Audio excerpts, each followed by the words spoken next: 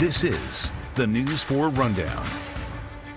Good evening, everyone, and thanks for joining us for the News 4 Rundown. I'm Un Yang. It's Tuesday, October 28th. Here's a look at some of the stories we're working on for you tonight. The U.S. Senate failed to pass a government funding bill for the 13th time today. Today's vote came on the 28th day of the government shutdown. And as the shutdown enters week 5, millions of Americans are at risk of losing access to food assistance programs. Our Drew Wilder has more on Virginia's plan to make up the loss of SNAP benefits on November 1st. And News 4's Darcy Spencer is tracking local efforts to feed people in Maryland. 1 week from today, we'll learn the winner of Virginia's gubernatorial election. And much of the focus in Virginia is on that race, but there's also a critical battle over the balance of power in the House of Delegates. Right now, Democrats have a narrow edge, but they have an ambitious plan to grow their majority. Northern Virginia Bureau Chief Julie Carey will get us up to speed on those important elections. And Hurricane Melissa made landfall today in Jamaica as a powerful Category 5 storm. The storm was downgraded to a Category 4 by 4 p.m., but it's already the most powerful of the 2025 Atlantic hurricane season. At least 7 hurricane-related deaths have been reported across the Caribbean, 3 in Jamaica. So Storm Team 4 Chief Meteorologist Doug Kammerer joining us now. It's expected to hit Cuba and then more extreme weather to come in the Caribbean. Doug, what are you seeing right now? Well, if you take a look at where this storm is right now, making its way through areas of Jamaica, now making its way back into the Caribbean on the north side of the island. And you can see that right there. I want to show you this on. Take a look. This is the eye. You can clearly see the eye earlier, right? Watch this. Look how powerful that buzzsaw.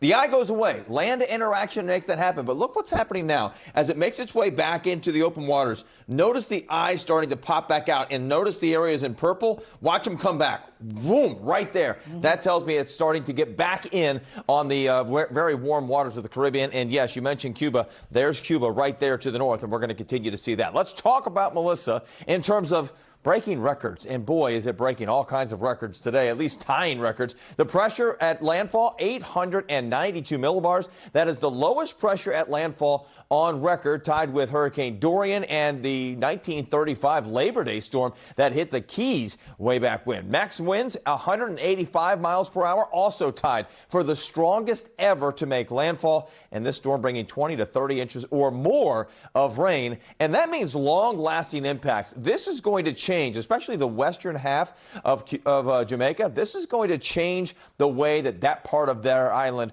looks over the next couple of weeks and really next couple of months, and maybe changing it for years. Let's show you where that storm is right now. Category 4 storm moving back into the water, winds of 145 miles an hour, only moving at 8 miles per hour. But even at 8 miles per hour, it'll be into Cuba later tonight, most likely as a Category 4. May actually strengthen a little bit before it gets there, and then moving in towards the Turks and Caicos and towards the southern Bahamas as a Category 3 hurricane. This is going to be a big storm for areas like the Turks and Caicos. They've already seen a couple of storms over the last couple of years, but eastern Cuba going to really get this. The biggest impact there, once again, is going to be extremely strong winds and extremely heavy rainfall and a lot of flooding. Very mountainous down here, just like Jamaica, over 6,000 feet as far as the mountains are concerned. And then it moves into the open waters of the Atlantic, starts to lose a little bit of intensity, 105 miles per hour as it makes its way in on Thursday. And then this is St. George. This is Bermuda right here. Actually expected to go very close to Bermuda as a Category 2 storm. Bermuda, much better prepared for these types of storms. Should not impact them all that much, although 100-mile-per-hour hurricane, nothing to sneeze at. The good news for us is it's not coming anywhere near our area. But there's another storm that will be near our area starting tomorrow. I'm expecting some pretty big amounts of rain. I'll talk about that. We'll take you hour by hour on coming up in just a bit. We'll see you then. Doug, thank you. We want to get to some breaking news now. 2 teenagers were injured in a shooting this evening in the district. That shooting happened just after 4:30 on 62nd Street Northeast near Clay Street. That's close to the D.C.-Maryland border. Both victims were teenage boys and both had gunshot wounds. One victim was unconscious and not breathing when he was taken to the hospital. The other was conscious with less serious injuries.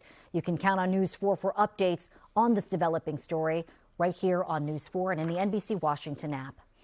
And now to the latest on the government shutdown. The Senate failed to pass a government funding bill for the 13th time today. And more than 40 million Americans who rely on SNAP benefits are just days away from losing that critical safety net. But today, Virginia announced a new state-level program to help. Governor Glenn Youngkin says Virginia has quickly established a brand new program to support SNAP participants. It will start next week, assuming the government shutdown continues into November.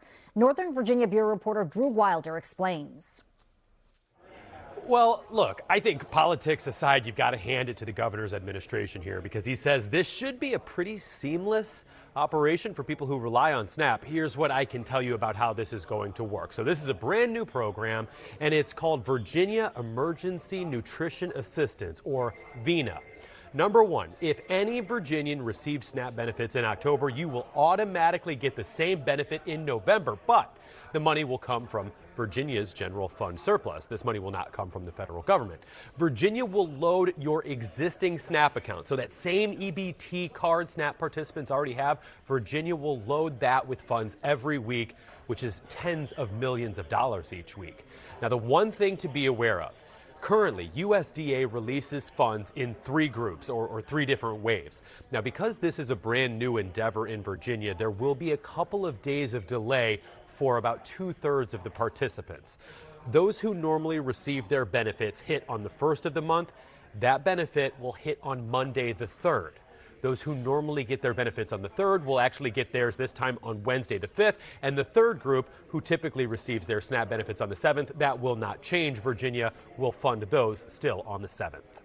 I want our participants, Virginians, who are so dependent on this support, to know that we are there for you.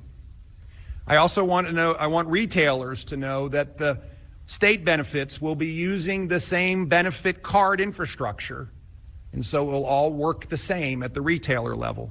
Youngkin acknowledged that those few days where the benefits will be delayed will create hardships for many Virginians. So to help with that, Virginia is also contributing what it called an incremental $1 million pumped into Virginia's food bank system, hoping that money can offset some of the burden our food banks are experiencing right now. Now, while this has to be some level of relief for millions of Virginians, it is important to point out that Youngkin has been increasingly partisan lately with everything related to the federal government shutdown. He's using that same language that Republicans on the Hill are using this, calling this the, quote, Schumer shutdown, and blaming Virginia's 2 Democratic senators for not voting yes on the continuing resolution. But the takeaway here is that it's not just finger pointing. This is tangible relief for our neighbors who truly need it. Drew Wilder reporting tonight. While many states work to shore up SNAP benefits, more than 24 states and D.C. are suing the federal government over the looming lapse in SNAP funding. They argue the Department of Agriculture has access to billions of dollars in SNAP-specific contingency funds meant to be used for emergencies like this one.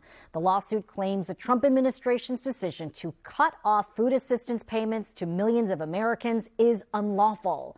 Maryland Attorney General Anthony Brown is part of the suit. He released a statement today saying in part, quote, "We're taking the Trump administration to court because Maryland's children and families deserve better than a federal government that chooses to let them go hungry despite having the resources to help."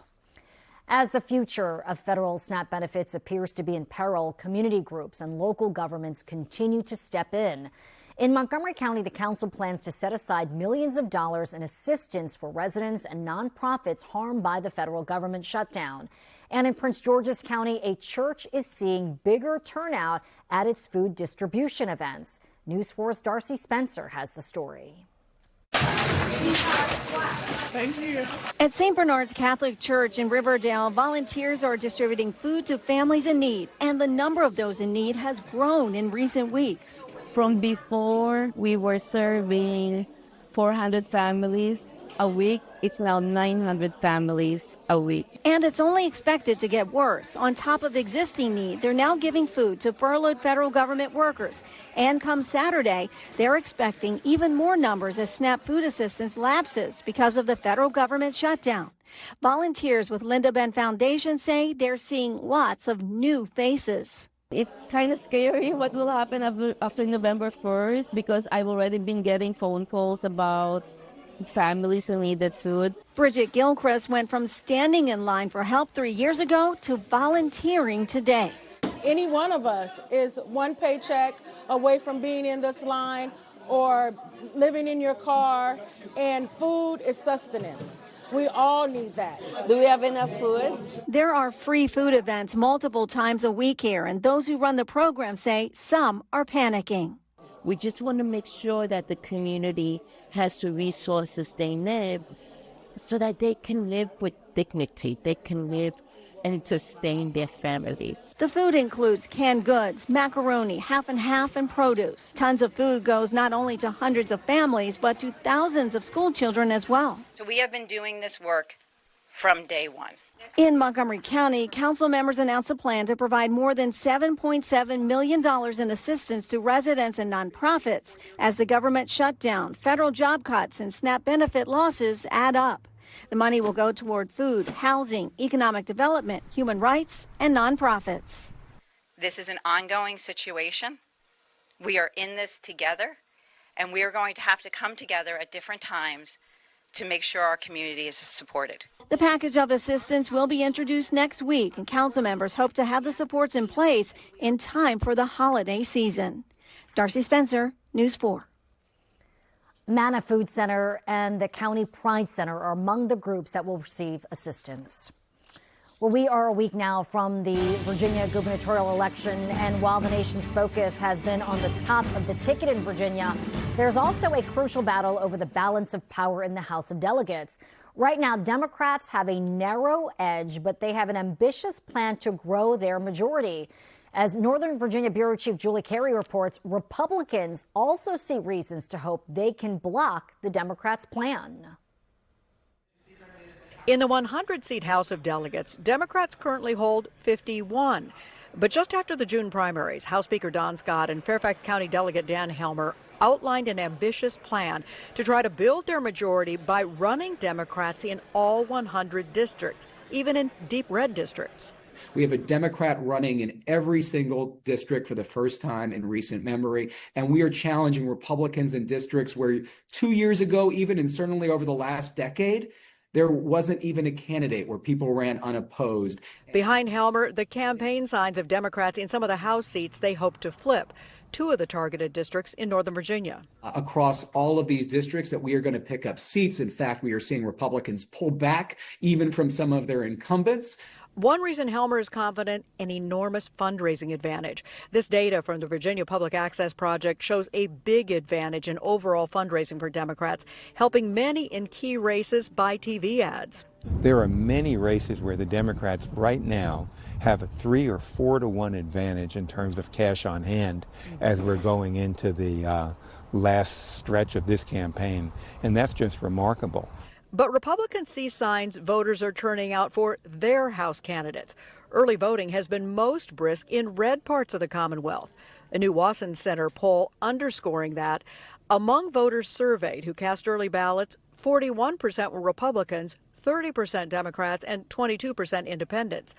Fairfax County's GOP chair also thinks the controversy over Democratic Attorney General Jay Jones' violent text messages is helping Republican candidates. Turnout is key. And what this has done, what we are seeing is it has made some Democrats less excited about the election, so we see them staying home, and it has made Republicans angry or frustrated, and so they're coming out. And Gorka believes GOP House of Delegates candidates will see stronger support because of the controversy. In Fairfax County, I'm Julie Carey, News 4. Still to come tonight on the News 4 Rundown, we are live in the district for a fun annual event. Tommy McFly is out there. Hey, Tommy.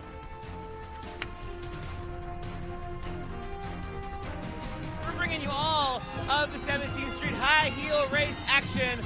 We're getting ready for that race to start. We're going to bring you some music. We're going to bring you some fun. We're going to bring it all to you coming up on the News 4 Rundown.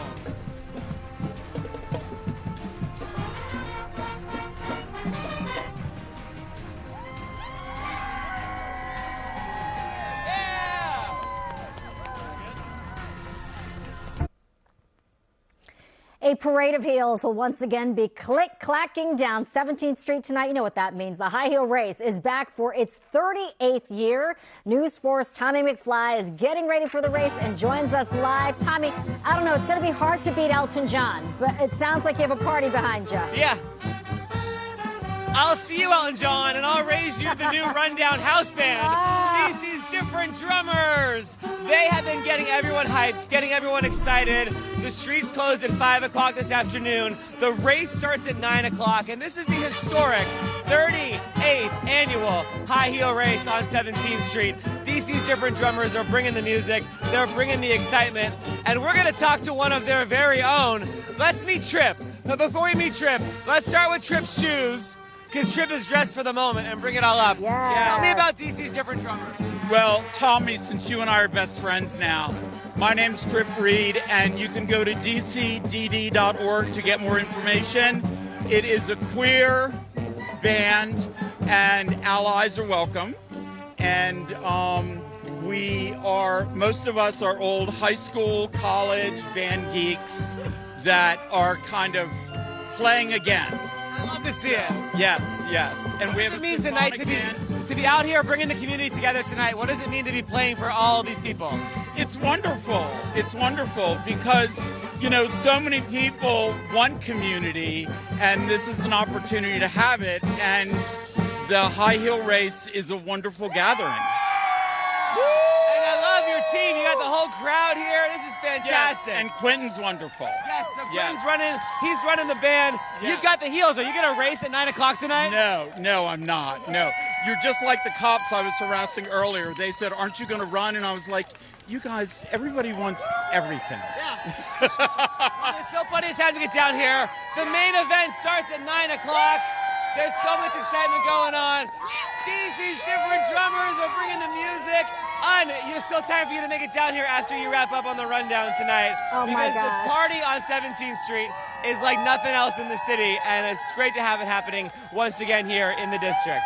It is so much fun. Such a great night. Tommy, next year you have to put your high heels on. I'm telling you, you have to run it. I bet you could do well. I'm going tennis shoes. Okay. Tennies all the way. Listen, a reporter in high heels lives on the internet forever. We're not doing that. Good point. Good point. Good Yes. point. Thanks so much, Tommy. I think they were playing Lady Gaga. They have good weather for this event, right? Great weather out there tonight. It's a little bit on the cool side, of course, but we're not talking about cold weather. We have seen a couple of sprinkles in parts of the area, but not a lot of that either, and not down there. I think we're good there, too. Let's take a look, show you what we're dealing with out there right now. Looking pretty good across our area. You can see the clouds, though, the low clouds streaming on in. 54 degrees. We're still dealing with rather breezy conditions, winds gusting over 20 miles per hour. So cool, but you notice Tommy in the jacket. You don't need more than that. Just a light jacket would probably be okay, unless you're one of those people. I did have somebody on my Facebook page today go, wait a second, this is really cold for me. Okay, well, there's some people on maybe you might need a heavier coat. I feel seen. Right? Yes. Yeah, because, I mean, look at Culpeper at 49. That's chilly, cold. right? That's chilly. 52 degrees in Manassas and 50 in Gaithersburg. Now, take a look. We do have some showers that are still streaming through the area. We've seen a couple of these develop during the evening hours, and we may see a couple more with that easterly flow. We actually have a storm system, a little bit of a nor'easter down to the south. Now, it's really hitting the Carolinas and southern portions of Virginia, like around Virginia Beach and Norfolk. But you can see that flow. Look at the flow here, right off the northeast. That's why we call it a nor'easter. It is northeast wind. It's wreaking havoc down toward the Outer Banks, but for us, just a couple of light showers overnight tonight and the cloud cover. Back to the west is the storm we're going to see tomorrow night into Thursday, and this storm is going to start to strengthen as it moves closer to the Gulf and then up towards our region. So that's what we're going to be tracking overnight tonight. So let's take a look at tomorrow morning. Waking up to temperatures in the upper 30s to low 40s. Another chilly start with some cloud cover around. Hopefully we'll see a little bit of sun, but not much. 2 o'clock, here comes the shower activity starting to make its way through. Most of tomorrow is dry early. Best chance of rain will be in the afternoon. Notice by 5 o'clock. Now we're dealing with some showers, 5, 6 o'clock. Showers pretty much area-wide, so the evening rush could be wet at times. And notice the numbers here at 6 o'clock. Raining and 47 in Martinsburg at 6. That's not good. With some shower activity, low 50s in our area. But then we get to 11 o'clock. Notice how the temperatures just went up. Yeah, 51 now in Martinsburg. But look at the heavier rain coming through the D.C. metro area. Now it's 11 o'clock and it's 56 degrees. Watch where we go by Thursday morning, up to 64. So we've got warm air with this system. Again, as I showed you, it goes down to the Gulf Coast and then brings up some warm, moist air, and that's going to give us the rain. 5 a.m., I-81 corridor, seeing the heaviest rain. And then watch what happens here. This computer model bringing the heaviest rain right along the I-95 corridor in through areas like Frederick and D.C. over towards Reston. That's some heavy rain. Could even be some thunder and lightning with that as well. So a very slow go of things on Thursday morning. Now, the storm system starts to get out of here. So look at 1 o'clock. Now we're dealing with some sunshine. And look at these numbers. I'm going for a high right now of 66 in the city, but I've got a couple of computer models going 70. Look at this one, 71 degrees with some sunshine, breezy sunshine. It is going to be rather windy as that storm system moves through, but then we do see those numbers come down again as we make our way towards the weekend. How much rain? Well, maybe 1 to as much as 2.5 inches around the region. This is a big rainmaker and some good news for us because we need the rain. The good news is it's out of here, and thanks. I've done that all day long. And trick-or-treating for Halloween looks good. Temperature around 60 degrees during the day, but we'll see those temperatures fall into the 50s, maybe even the upper 40s for those trick-or-treaters. Sunday, remember, sunset, 5:06 p.m. Ugh, that's no fun and rather cool as we make our way towards next week, too. So we've got some much cooler numbers in there. I said I've done this a lot. I've said Thanksgiving instead of Halloween. Probably about 3 or 4 times in the last 24 hours. Are you just trying to move ahead? I'm not trying to move ahead. I want to stay right here in the present, and I love Halloween. Yes, my friend was watching the 6 o'clock news, and she sent me a text, 5:06, sad face. Because it's so, that's very It's too early. It is. I mean, by late next week, it'll be before 5 o'clock. Right. Oh, all right. Thank you, Dad. We'll be right back. The Commanders had their chances early in Kansas City. That's when I had hope. But then the game against the Chiefs ended in yet another loss. Team insider JP Finley has more on what went wrong and how the Commanders can fix it before their Sunday night football game in just 6 days. It's getting harder and harder to make sense of this Commanders season. Last night in Kansas City, they did play fairly well in the first half, though they've got to take advantage of opportunities. Washington got not 1 but 2 interceptions off Patrick Mahomes and scored 0 points off of those. Man, did we leave a lot of opportunities out there tonight, and you cannot leave that many chances out there and expect to win, especially against this team. Not capitalize on the turnovers. It's just a matter of getting down there and taking advantage of our opportunities, because against good football teams, you don't capitalize, they're going to eventually get going. And, I think we just don't help our defense when they give us 2 turnovers and we don't really do anything with it. In the second half, it was all Kansas City. It was all Patrick Mahomes, and Travis Kelce took over. For Washington, you wonder, what is this crossroads all about? Sure, there's a ton of injuries. Last night it was supposed to be Jaden Daniels against Patrick Mahomes. Instead, it was Marcus Mariota against Patrick Mahomes. There were injuries all over the field, but you did get the return of Terry McLaurin, who made a number of great plays. Bad bounces. How about Deebo Samuel having a first quarter pass bounce off his chest directly into a Chiefs defender's hands for an interception? The first half, first drive, had a drop that turned into a turnover. Can't have like that happen, but it happens, and our defense got the ball back and we drove down again and we still wasn't able to get points. It's these type of infuriating, frustrating moments for Commanders fans where they just can't get a read on what this team is. And last year things broke their way over and over, and this year it seems like the opposite. I've had just too many highs and lows. Just haven't executed consistently enough in all 3 phases in a game. Play a half really well and then don't play the second half well. Play a game well in one phase, don't play it well in another. And so for us, I thought we had a really good week of practice, honestly. And I'm confident that we continue to practice like we do, that's going to turn. But the clock is ticking, obviously. No rest coming for Washington. They've got a short week before hosting the Seattle Seahawks on Sunday Night Football right here on NBC4. It's unclear if Jaden Daniels will be back at quarterback for the Burgundy and Gold Sunday night, but they could certainly use him. Covering the Commanders, I'm JP Finley. All right, that's going to do it for the News 4 Rundown. Have a great night, everyone. We'll see you at News 4 11.